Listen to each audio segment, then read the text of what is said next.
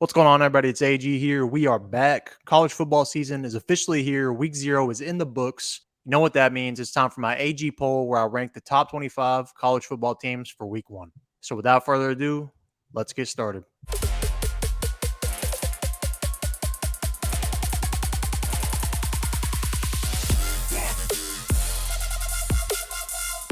All right, so before we completely dive into my rankings here, if you are new here, make sure you hit that subscribe button down below. And if you enjoy this video, make sure to give it a thumbs up. Also, let me know your rankings down in the comment section. All right, so that out of the way, let's go ahead and get started on this thing. We're going to do a quick rundown here. There is going to be a link down in the comment section for a full breakdown of each of my top 25 teams, so be on the lookout for that. But number 25, we have Louisville. They've got Coach Jeff Brom coming over from Purdue, and they've got a favorable schedule this year, so that's what I've got in my rankings. Number 24, TCU. Going to give them the benefit of the doubt here. They do lose a lot, don't have a lot of production coming back, but going to give Sonny the benefit of the doubt here. They've got Chandler Morris at quarterback. Could be a threat.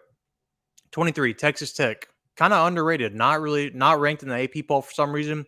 Texas Tech, sleeper Big 12 team this year. Could win the Big 12. 22, Kansas State.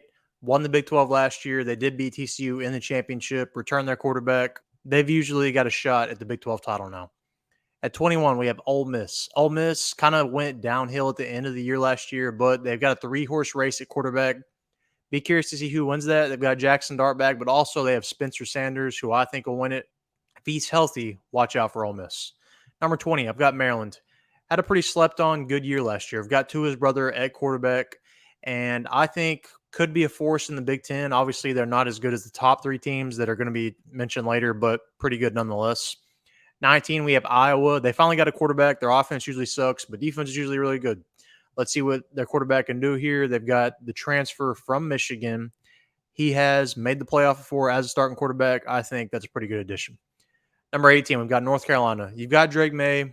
You got a chance here. Defense might be kind of questionable, but whenever you have one of the best quarterbacks in college football, you got a shot. 17, Oregon State. Bringing over DJU from Clemson and had a pretty good year last year. They should be good again this year. 16, we have Tennessee. I don't think they'll be quite as good as last year. I'm a little skeptical on Joe Milton. Yeah, he's got a heck of an arm, but can he aim? Debatable. 15, we have Oregon. Bo Nix had a pretty solid year last year, borderline Heisman campaign. If he has a good year again this year, Oregon should be pretty good again. 14, South Carolina. One of my favorite teams that to watch last year, had a pretty great year. Spencer Rattler. If you remember, he was at Oklahoma, was a predicted first-round pick at one point. Then when North Carolina play in week 1, should be a heck of a matchup. That'll be the primetime game. Be on the lookout for that one. 13, Washington. Michael Penix Jr. last year took off. He did pretty good at Indiana, but somehow going over to Washington, they were pretty good last year. In the Pac-12, they could make that leap. We'll see. It's up for grabs, though, that's for sure. Number 12, Notre Dame. One of the only 2 in my ranked teams that played this week in week 0. They look good, as they should, against Navy. Sam Hartman, if they can get him to hit here, they could be a playoff team. Number 11, Texas. Hey, all gas, no brakes. They've got the talent here to essentially be in the playoff. I don't think it'll happen. I'm not necessarily a believer in their coach now, but they've definitely got the talent to make a run. I don't know. We'll see. They've got the most talent in the Big 12, that's for sure. Number 10, Florida State. Them and LSU going to play again here pretty soon. That's going to be a heck of a game to watch. Florida State had a pretty good year last year. They could be a factor when it comes to the ACC title race. Number 9, Penn State. We'll see how they do this year. Honestly, last year they only lost to playoff teams, and when that happens, I mean, there's really nothing to hold your head about there. They're still third, in my opinion, in the Big Ten, but if something happens, they could make that jump. Number 8, Clemson. Kind of had a so-called down year last year for Dabo, but were pretty good nonetheless. I could see them back in the playoff this year. Number 7, Utah. If Cam Rising's healthy, they got a shot here. They bullied around USC last year, won the Pac-12. They could do that again and make the playoff. Watch out for them. Number 6, LSU. Hey, Notre Dame's coach, Brian Kelly, did a heck of a job in his first year at LSU, and he's got a lot of pieces back. They could be a sneaky playoff team. I don't know. They've got a shot, that's for sure. Number 5, Alabama. Pretty low for Alabama at a preseason ranking. They've just got a lot of question marks, and I'm sure they're going to fill them. They may move up or down, honestly, after week 1. It's going to be hard to move them down because they're Alabama, but Saban usually gets them right, so I would not be shocked if they're in the playoff again this year. Number 4, Ohio State. Similar to a lot of these top teams, talking about my 3, 4, and 5, they have quarterback question marks. If they can get the quarterback situation handled, they have arguably the best college football player, Marvin Harrison Jr., and they've got their running back, Trayvon Henderson, back.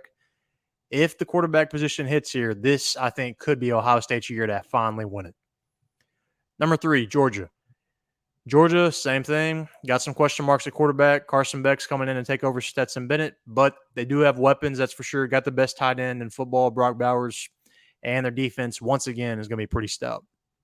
Number 2, USC. I know a lot of people probably don't have them this high, but in my opinion, when you have the best player in college football, you got a shot. Caleb Williams, definitely the best player in college football, always the best player on the field when he's out there. Their defense, though, is the question mark. If they can't stop anybody, it's not going to matter how many points he can put up, because eventually that's going to come back to bite you, and they're going to lose to somebody that they don't need to lose to. At number 1, Michigan. While usually Georgia, Ohio State, or Alabama would be up here, Michigan, I'm going to give them the benefit of the doubt here. Made the playoff last year, pretty much returned everything from that team, and they were without their running back, Blake Corum, when they got to the playoff, and he was a Heisman contender last year. I'm not necessarily the biggest believer that they could win it, but as of right now, how can you not have them at number 1? They've got everybody coming back. Kind of had a freak deal against TCU where they lost that game. So as of right now, I've got them at number 1. I don't know. We'll see what happens. Let me know your top 25 down in the comment section. Who do you agree with? Who do you disagree with? And like I said at the beginning of this video, if you enjoyed this, make sure to hit that like button and subscribe. So until next time, AG, out.